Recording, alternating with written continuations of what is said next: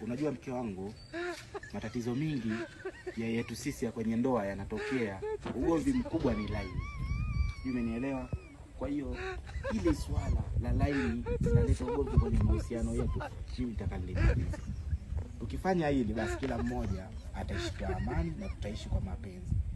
Unanifahamu? Laini ndio zinazotugombanisha hizi. Wewe unapigiwa na wanaume 60 kwa siku, mimi napigiwa na wanaume 100 kwa wanawake kwa siku. Kwa hiyo ugomvi unatokea. Kwa hiyo kikubwa hapa ni kutupa tu laini zetu.